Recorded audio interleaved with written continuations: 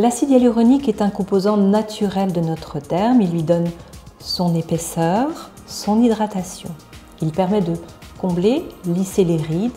Il permet de redonner l'éclat au visage.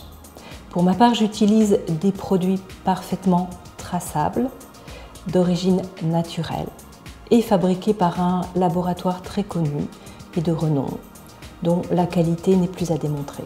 L'acide hyaluronique est demandé pour le comblement des rides, pour recréer du volume lorsqu'il est perdu avec le temps, lorsque le temps a fait fondre les volumes du visage, pour redonner du volume aux pommettes, aux joues, au nez, au menton par exemple.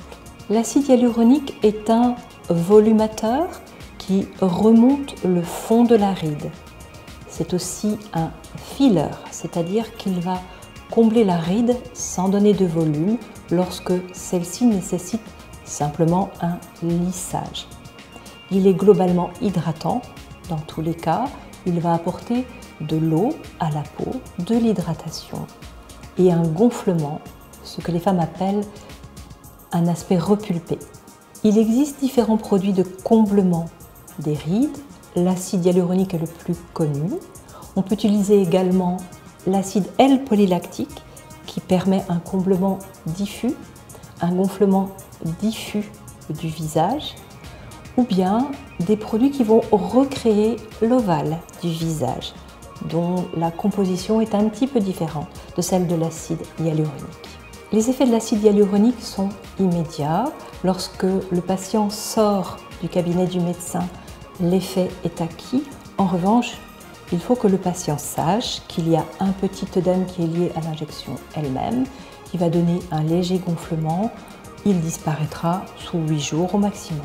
Une injection d'acide hyaluronique, c'est redonner du bonheur, c'est redonner de l'éclat au visage, c'est redonner de la confiance en soi.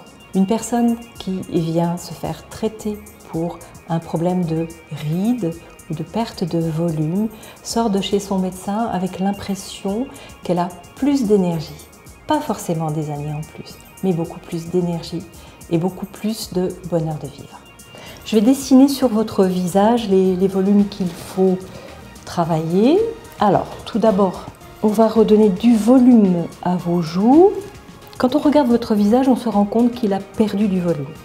Au niveau des joues, au niveau de la boule de Bichat et au niveau de la pommette, c'est creusé également, ce qui donne un regard un peu fatigué. Donc on va refaire les pommettes pour que le visage soit rehaussé, que les pommettes soient rehaussées. On va redonner du volume aux joues, à la boule de Bichat. On va travailler les sillons nasogéniens. Je vais commencer par traiter les volumes, c'est-à-dire traiter la pommette, la boule de Bichat pour remonter le visage. On voit bien que quand on traite le volume, on améliore l'ovale du visage. Je vais donc déjà travailler l'ovale par le volume, ce qui me permettra de voir ce qu'il faut que je mette en complément dans le sillon nasogénien pour avoir un visage qui soit totalement regonflé. Et là, je vois monter mon volume tout seul. Mon aiguille est là, je vois monter mon volume sous la pommette. On va travailler maintenant la boule de Bichat. Un point de poncture, travail en éventail, pour que toute la zone de la pommette et de la boule de Bichat soit en continuité. Ce qu'il faut faire maintenant, c'est injecter le sillon nasogénien, le pli d'amertume au coin de la bouche.